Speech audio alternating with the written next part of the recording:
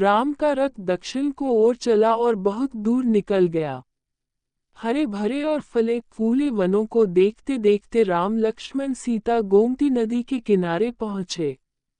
उस पार कर वे आगे बढ़े और सई नदी तक जा पहुंचे। सई को पार कर वे थोड़ी देर के लिए रुक गए। कौशल राज्य को सीमा वहां समाप्त होती थी। राम ने मुड़कर जन्मभूमि की ओर देखा, आंखों में आंसू भर वे सुमन से बोले, तात, न जाने वह दिन कब आएगा जब मैं अपन माता पिता से फिर मिलूंगा और सरयू के पवित्र तट पर घूमूंगा।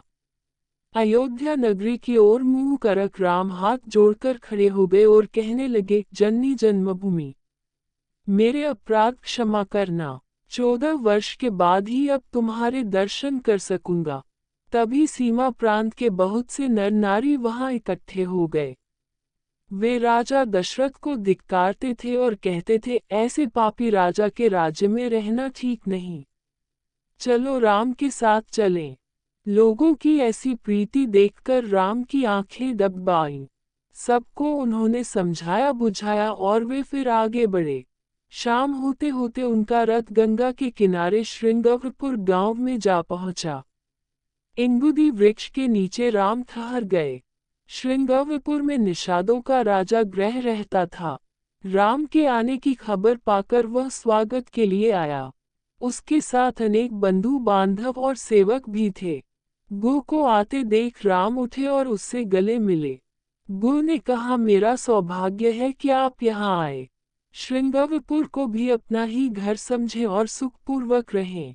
श्रीराम ने जब अपने वनवास की बात बताई तो उसको बहुत दुख हुआ।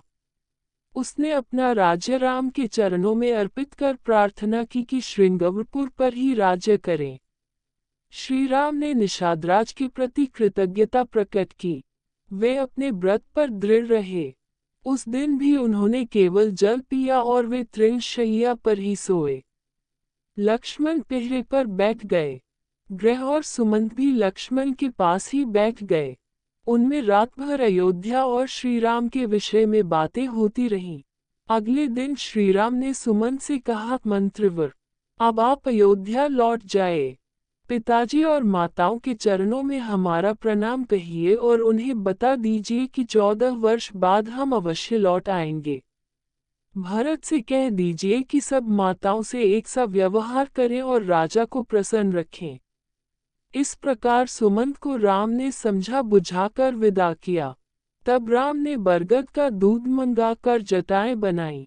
गो से विदा लेकर वे सीता और लक्ष्मण के साथ नाव में बैठे और गंगा पार कर वत्स देश में पहुंचे।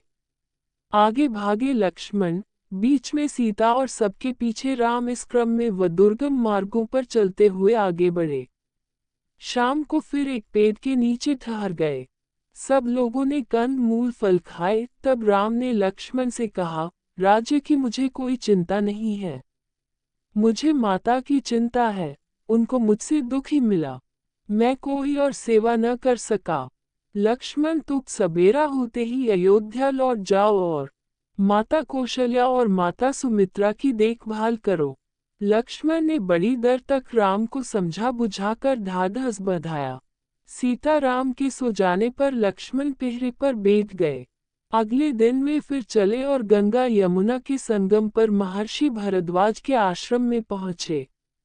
भरद्वाज ने उनको आदरपूर्वक ठहराया।